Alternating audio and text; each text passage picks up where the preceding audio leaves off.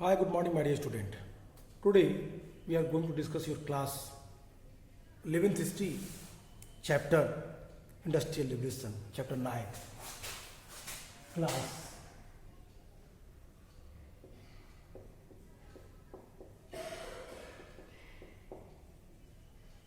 class 11th history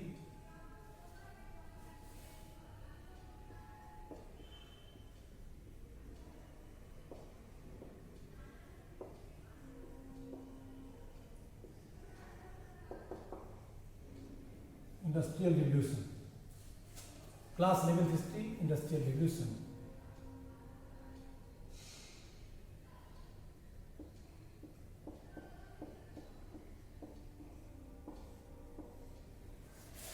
My dear student, today we will try to understand the topic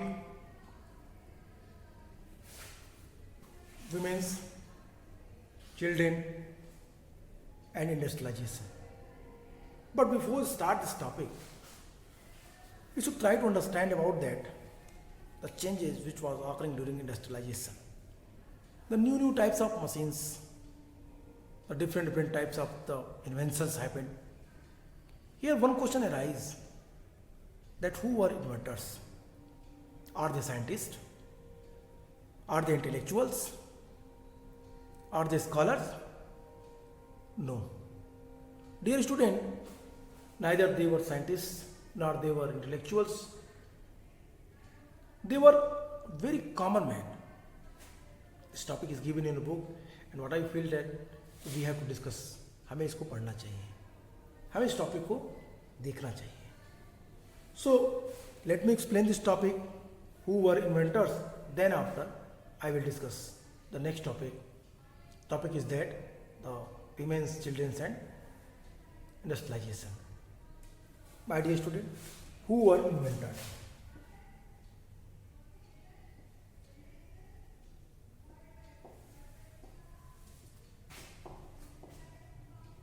Who were inventors?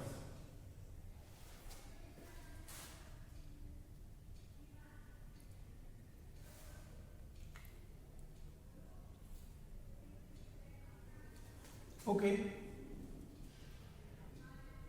Who were the inventors? नहीं तो बेटा होगा.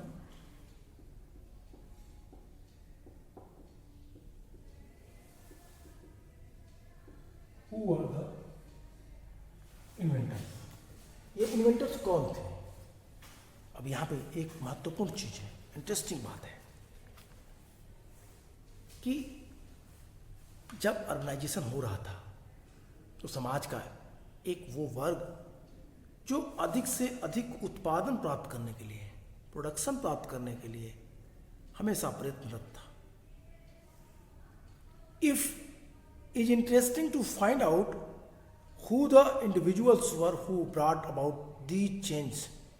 Few of them were trained scientists.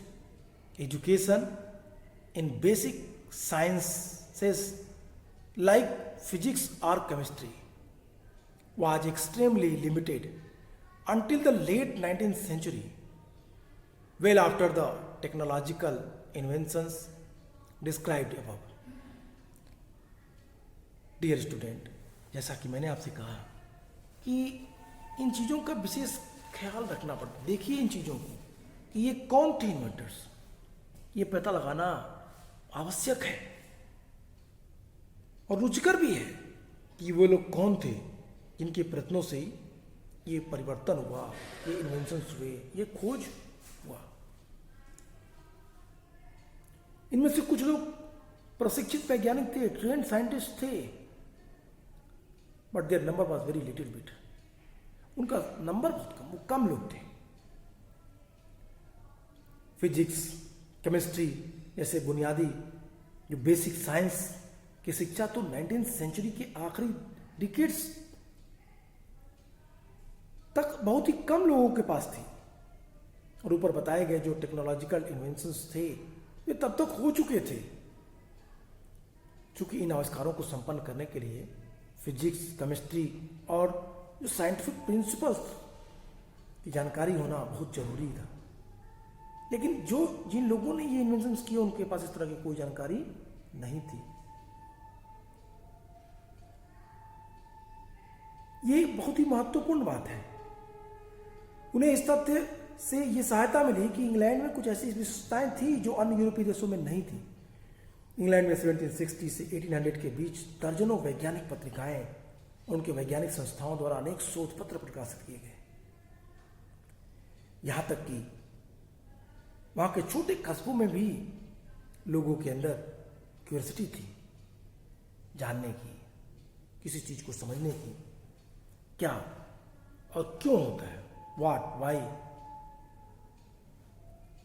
तो ये चीजें जब curiosity रहेगी तो उसका रिजल्ट तो अच्छा आया। और इस प्रयास को सोसाइटी ऑफ आर्ट्स 1754 में जो स्टैब्लिश हुआ था ने अपने क्रियाकलापों द्वारा घूमने फिरने वाले व्याख्याताओं द्वारा अथवा उन काफी हाउसेस में उनकी संख्या जो 18वीं सेंचुरी से कई गुना बढ़ गई थी, विचार विनिमय द्वारा सुझाया गया। अधिकतर आविष्कार वैज्ञानिकों के द्वारा वैज्ञानिक ज्ञान के अनुप्रयोग की अपेक्षा उन्हें डिटरमाइंड होकर उनके दृढ़ता, रुचि, जिज्ञासा, यहां तक कि भाग्य के बल पे ही हुए। बहुत सारे ऐसे प्रयोग हुए, ये क्लियर नहीं था कि ये सक्सेस होगा या नहीं, लेकिन लोगों ने किया, उसके रिजल्ट अच्छे आए। That's what I am saying my dear student, it is interesting to find out who the inventors, who the individuals were who brought about these changes. Few of them were trained scientists, education in basic science like physics or chemistry was extremely limited until the late 19th century. Well after the technological inventions described above science, these breakthrough did not require a full knowledge of this law or physics or chemistry on which they were based advanced, could be and were made by the brilliant but the intuitive thinkers and the persistent experiments. They were helped by the fact that England had certain features which European countries did not. Dozens of scientific journals and published papers of scientist societies appeared in England between 1760 and 1800. There was a widespread thirst for knowledge even in the smaller town.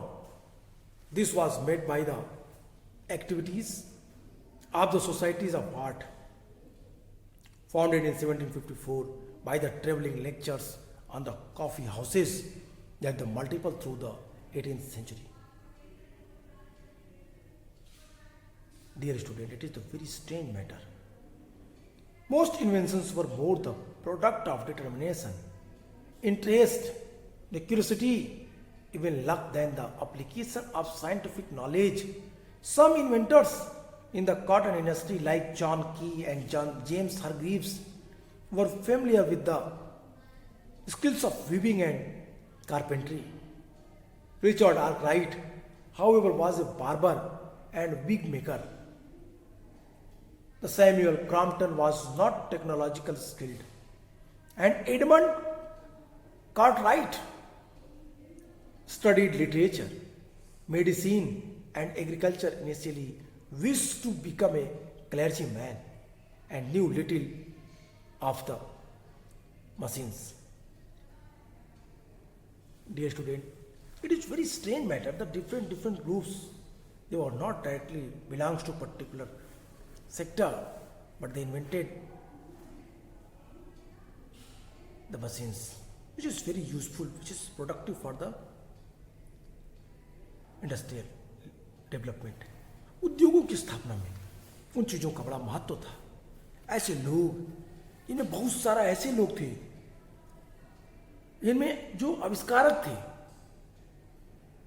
इन लोगों में बहुत सारे लोग थे जो उस sector से संबंध ही नहीं रखते थे. कॉटन इंडस्ट्री के कुछ इन्वेंटर्स के नाम जैसे कि मैंने आपको काउंट कराए, जॉन के तथा जेम्स हारग्रीव्स, ये वीविंग्स और कारपेंट्री से परिचित थे. रिचर्ड आर्कराइट एक बार्बर्स थे, नाई थे, और बालों की विग बनाने वाला काम करते थे। सैमुअल क्रॉम्पटन टेक्नोलॉजिकल दृष्टि से कुशल नहीं थे, नॉन स्किल्ड पर्सन थे। एडमंड कार्टराइट ने साहित्य, मेडिसिन और एग्रीकल्चर टेक्नोलॉजी में उन्होंने शिक्षा दी थी। एडमंड कार्टराइट ने साहित्य, आयुर्विज्ञान और कृषि का अध्ययन किया था। प्रारंभ में इनकी इच्छा पादरी बनने की थी और वह यांत्रिकी के बारे में बहुत कम जानते थे, मशीन्स के बारे में बहुत कम जानते थे। इसके विपरीत भाप इंजन के क्षेत्र में थॉमस सेवरी एक सेना के अधिकारी थे। थॉमस न्यूकॉमेन एक लोहार तथा तालासाज था और जेम्स वाट का जेम्स वाट का जो इंजन था, ये जेम्स वाट का इंजन अपने में यूनिक था। जेम्स वाट का जो वर्क था, ये यंत्र संबंधी कामकाज को बहुत झुकाव था। उन सब में अपने अपने आविष्कार के प्रति कुछ संगत ज्ञान अवश्य था। सड़क निर्माता मेटकाफ, जिन्हें स्वयं व्यक्तिगत रूप से सड़कों की सतहों का सर्वेक्षण किया था और उनके बारे में योजना बनाई थी, वो अंधे थे, ब्लाइंड थे। सड़क बनाने के लिए उनका योगदान एकदम महत्वपूर्ण था। आप खुद सोचिए, एक ऐसा व्यक्ति जो ब्लाइंड हो और जिसने पिच रोड बनाई हो। मेटकाफ ऐसे ही व्यक्ति थे। नहर निर्माता जेम्स ब्रेंडले तो लगभग इलिटरेट ही थे। शब्दों की वर्तनी के बारे में उनका ज्ञान इतना कमजोर था कि नौचालन नेविगेशन शब्द को सही वर्तनी कभी न बता सका, लेकिन उसमें गजब की स्मरण शक्ति और कल्पना शक्ति, एकाग्रता थी। Dear student, it is a very interesting and strange matter that the person so involved in industrialization, he was not the proper developed. I mean to say that he was not a scholar, someone who had the physically not able like Metcalfe. Metcalfe, he was blind. And what about the others? एक और नाम मैंने लिया, मैंने आपसे कहा कि the canal builder James Brindley was almost illiterate with such poor spelling that could never spell the word navigation, but he had the tremendous power of memory, imagination and the concentration. My dear student, by the contrast, in the area of the steam engine, Thomas Savery, an army officer, Thomas Newcomen, the blacksmith and the locksmith, and James Watt with a strong mechanical bent, all had some knowledge relevant to their the innovations. Strong mechanical, I mean to say that they have some information about that. The road builder John Metcalfe, who personally surveyed the surface of road and planned them, was built the channels builder. James Brindley was almost literate with such the poor spelling that he could never spell that wrong navigation. But he had tremendous power of memory, imagination and concentration. My dear student, ये एक अपने में unique और महत्वपूर्ण बात थी। आप इन चीज़ों को समझिए जिस पे मैं फोकस कर रहा हूँ। बार बार उन चीज़ों का ध्यान आपकी तरफ दिलाना चाहता हूँ कि इनकी खोज करने वाले लोग कौन थे। मैंने मेटकाफ का नाम लिया, मैंने हार्ग्रीव्स का नाम लिया, आर्कराइट का नाम लिया, जेम्स वाट का नाम लिया, सेवरी का नाम लिया, ब्रिंडले का नाम लिया। Who are they? कौन थे ये लोग? Are they scientist? Are were they scientist? No, वो साइंटिस्ट नहीं, बट उनको अपने सेक्टर के बारे में थोड़ी बहुत जानकारी थी। मेटकाफ के बारे में जान के आपको आश्चर्य होगा, हार्ग्रीव्स के बारे में जान के आपको आश्चर्य होगा। मेटकाफ अंधे थे, लेकिन उन्होंने पिच रोड बनाई, रोड का सर्वे किया अपने लेवल पे और एक बेहतरीन रोड जिसको कहते हैं उनको निर्माण उन्होंने किया। हार्ग्रीव्स जो खुद पढ़े लिखे नहीं थे, लगभग इलिटरेट थे और कभी नेविगेशन की स्पेलिंग तक ठीक से नहीं बता पाए, उन्होंने कैनाल्स का निर्माण किया। That was the very strange matter. ये एक महत्वपूर्ण बात थी, एक अद्भुत बात थी। और ये चीजें निश्चित रूप से इंडस्ट्रियलाइजेशन के दौर में ब्रिटेन को आगे कर रही थी। Because of the curiosity, the common man they felt that we have to do, हमें करना है, एंड दे डिड इट। उन्होंने किया। They invented a lot of machines on the small scale, on the large level, छोटे से लेके बड़े स्तर पर उन्होंने तमाम सारी मशीनों का निर्माण किया और ये अपने में यूनिक था, महत्वपूर्ण था। My dear, this is the important things. Date मैंने 13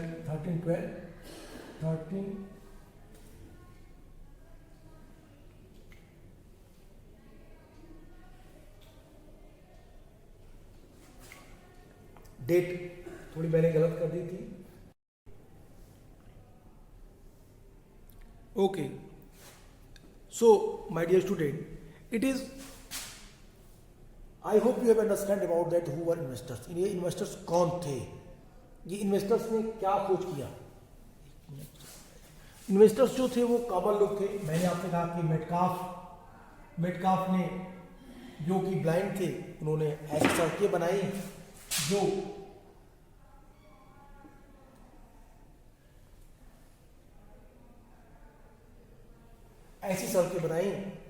आज भी बनाई थी, जो इंडस्ट्रियलाइजेशन के समय एक मानक स्थापित किया। और वो मानक अपने में यूनिक था, इसलिए कि एक ब्लाइंड व्यक्ति इतने अच्छे से काम करता है। It means what I want to tell you my dear student, that in Britain the every and each people try to do better. कैसे हम ज़्यादा से ज़्यादा डेवलपमेंट ला सकते हैं। अब नेक्स्ट टॉपिक हमारा है women, children's and industrialization. Women, children and industrialization. I hope you have understand this topic. मैंने इस टॉपिक को कल आपसे इस पे बात की थी, वुमेन्स कंडीशन पे बात की थी, और देन आफ्टर चिल्ड्रेन्स कंडीशन पे मैंने बात की थी। कब, किस दौर में? During industrialization. It means 1780 to 1850। Which type of problem faced by the women's and children's? Here women's को मैंने दो कैटेगरी में बांटा। मैंने कहा था एक वे women's जो विलेज में रहती थी, और एक वो women's जो अर्बन एरिया में थी। अर्बन एरिया, विलेज एरिया, इन्हें अपने फैमिली मेंबर के साथ field work, farming, field work में फार्मिंग करें तो ज्यादा बेटर है। ये फार्मिंग करती थी, वीविंग करती थी,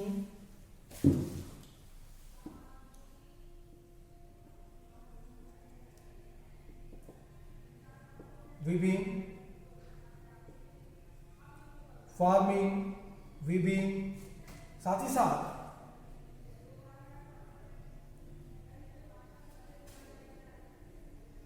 अब अर्बन एरिया में जो वीमेन्स थी, ये फैक्ट्रीज में काम करने वाली थी।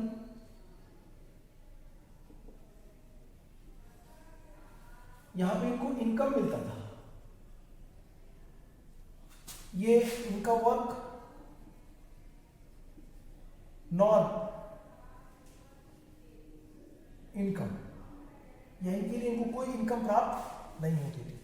तो ये इनकम इनको जो डेली बेसिस मिलती थी, इनकी कंडीशंस, इनमें सेल्फ रिस्पेक्ट, इनमें प्राइड को डेवलप किया, उनके आत्मसम्मान, उनकी चीज़ों को विकसित किया। मेरे कहने का सेंस इतना ही है माय डियर स्टूडेंट कि women's conditions that was also different. The urban sector, women face the different other problems, and in the rural areas their problem was different. दोनों जगह पे अलग थी। सपोज एक तरफ तो अर्बनाइजेशन के साथ साथ विमेंस को काम करने में मौका मिला, वो फैक्ट्री में काम करने लगी, डेली बेसिस उनको वर्क, डेली बेस के आधार पर उनको पेमेंट मिला, और ये पेमेंट उनकी सेल्फ रिस्पेक्ट, उनके अंदर आत्मसम्मान की वृद्धि की। वो इकोनॉमिकली क्या हुई? स्वतंत्र हुई, इंडिपेंडेंट हुई। लाइबिलिटी से वो किसी की, इसके पहले लाइबिलिटी थी, अब वो खुद सेल्फ डिपेंडेंट हो गई। But at the second hand what we have seen, at the second hand we have seen कि उनकी जो स्थिति थी, विमेंस की जो कंडीशंस थी, वो धीरे धीरे खराब होती चली गई। उनका एक्सप्लॉयटेशन रेट बढ़ता चला गया। उनके स्वास्थ्य मानकों का ध्यान इंडस्ट्रियलिस्ट के द्वारा नहीं दिया गया। इसीलिए मैंने आपसे कहा था कि उनके ज़्यादातर बच्चे पैदा होते ही मर जाते थे, क्योंकि उनके पास ना ही क्लीन वाटर थी, ना ही उनके पास क्लीन वाटर फैसिलिटी थी, ना क्लीन एयर फैसिलिटीज़ थी। पॉल्यूटेड एरिया में रहना, स्लम्स एरिया में उनका लाइफ को वो किस तरीके से सर्वाइव करती थी, ये सारे रीजन्स उनके साथ थे। I hope you are getting what I am telling you my dear student. The condition women condition that was very miserable. The factory manager considered the child labor as well as the women labor for their own purpose. Dear student, यहाँ पे जो सबसे महत्वपूर्ण बात थी, specially women's के संदर्भ में, महिलाओं के संदर्भ में, वो ये था कि एक तरफ तो उनके लिए ये अच्छा था। I mean to say work in the factory with long unbroken hours of same kind of work under strict discipline and sharp forms. The punishment was completely different. The earning of women and children were necessary to the supplement men's meagre wage as the use of machinery spread and fewer workers were needed. Industries preferred to employ women and children who would be less agitated about their poor working condition and work for lower wages than men. उनकी जो veg थी वो भी आदमी की तुलना में कम थी। सो डियर स्टूडेंट, यहाँ पे एक चीज एकदम क्लियर है कि they were employed in a large number in the cotton textile industry in the Lancashire and the Yorkshire. Women were also the main works in the silk, lac making and the knitting industries. Dear children were often employed in the textile factories because the long hours of work, including the cleaning the machines of Sunday, also included. And these all conditions change the life of the workers' family, the women's and children. महिलाओं की और बच्चों की पूरी जो स्थिति थी वो पूरा बदल गई और इसका प्रभाव पड़ा। अब इसको अगर मैं दूसरे आसान शब्दों में कहूँ तो कैसे इसको समझें? It is very easy to understand that the condition of women and children, women and children, both of them, इनके डेली वेजेस क्या थे? डेली वेज कम थे, लेस देन मैन, आदमियों की तुलना में, लेस देन मेन, आदमियों की तुलना में कम थी। Working hours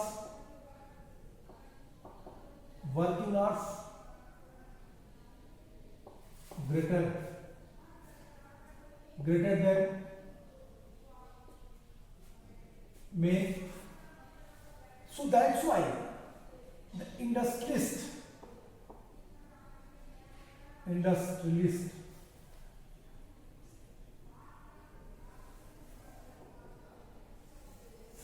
industries, they want or they favored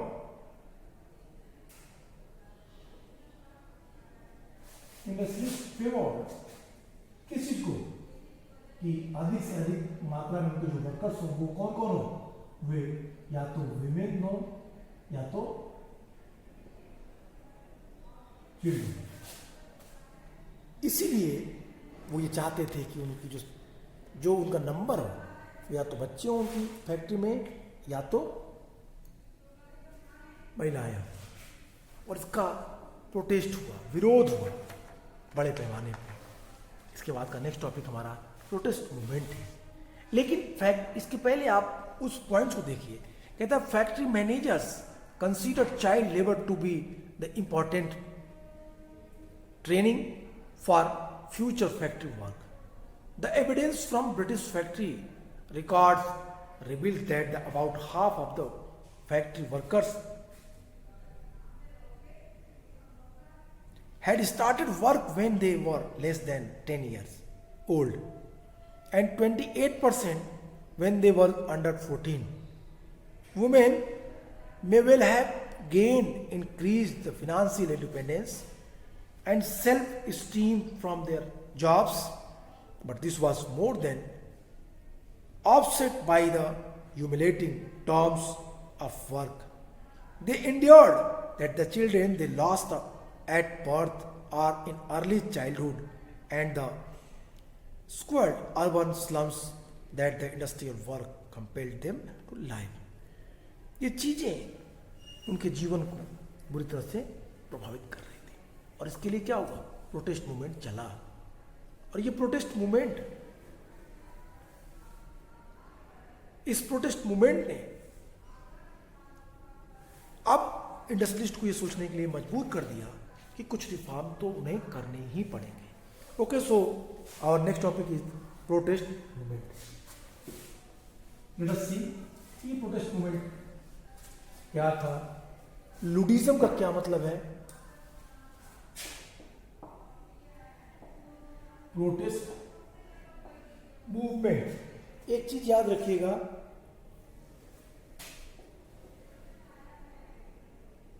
protest movement में दो तरह की होती है।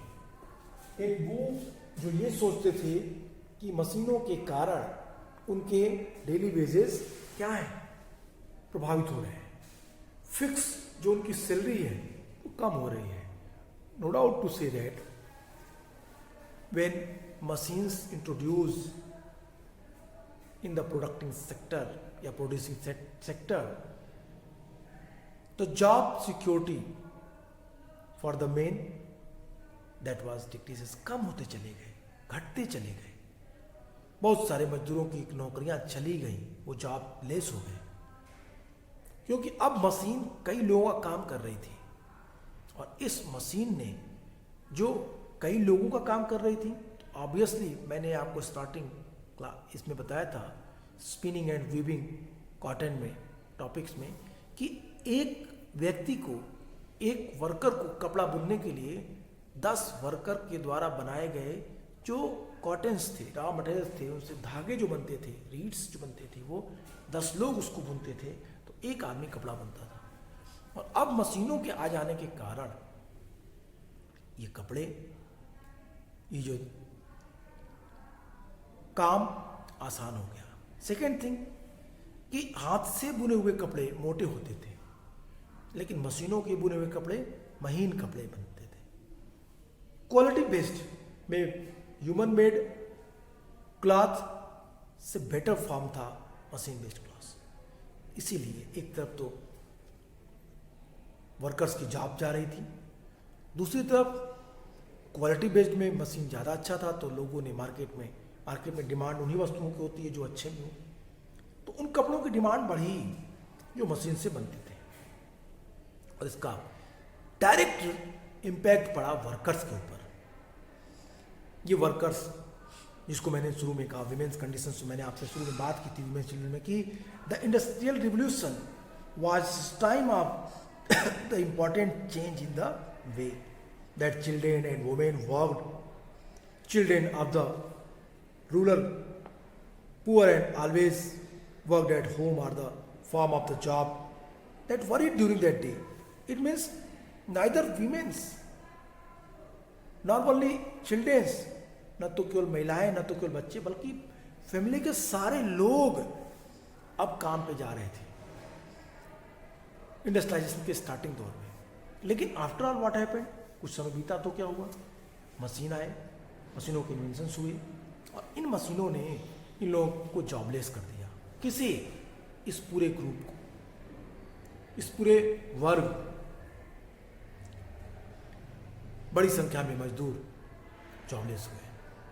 तो ऑब्वियसली वो क्या करेंगे, प्रोटेस्ट करेंगे, और फिर ब्रिटेन में बड़े पैमाने पे प्रोटेस्ट मूवमेंट हुआ। The early decades of the industrialization continued with the spread of new political ideas, the pioneered by the French Revolution 1789 to 94. My dear student, that was a time. Okay, if you will consider about that the time of industrial revolution, time of first industrial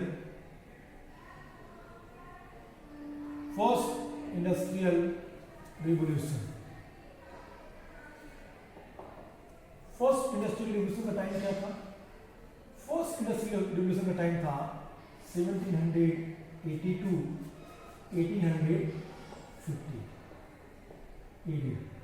मैं इसको यहाँ लिखता हूँ 1782 to 1850, ये timing थी first industrial revolution. यहीं पे revolution हुआ, फ्रेंच रिवॉल्यूशन। फ्रेंच रिवॉल्यूशन कब हुआ? 1789। और यहां पे फ्रेंच रिवॉल्यूशन ने क्या किया? एक बड़ा बदलाव किया। Right to equality, right to liberty and right to fraternity. तो राइट टू इक्वलिटी हमें सिर्फ दो चीजों पर ध्यान देना है, इन चीजों पर। हम फ्रेटर्निटी बढ़ा देते हैं थोड़ी देर, क्योंकि हमारा काम राइट टू इक्वलिटी और राइट टू लिबर्टी से हो जाएगा। अब वर्कर्स के दिमाग में बात आ चुकी थी कि सभी लोग समान हैं, right to equality and right to liberty. और यही 1850 के आसपास मार्क्सिज्म थ्योरी आ चुकी है। मार्क्स की थ्योरी, कार्ल मार्क्स एक थिंकर थे, उन्होंने ये विचार दिया कि हमारा जो एक्सप्लॉयटेशन हो रहा है इसमें ज़्यादा फायदा किसको हो रहा है? इंडस्ट्रियलिस्ट को हो रहा है। तो हमें प्रोटेस्ट करना चाहिए। फिर प्रोटेस्ट मूवमेंट स्टार्ट हुआ। My dear student, we will discuss this topic, the Karl Marx theory and the French revolution and their impact on industrialization and how the protest movement हुआ। आज के लिए इतना ही। नेक्स्ट क्लास में फिर मिलेंगे, इसे बातें करेंगे, कंटिन्यू करेंगे इस टॉपिक को। Good bye and take care.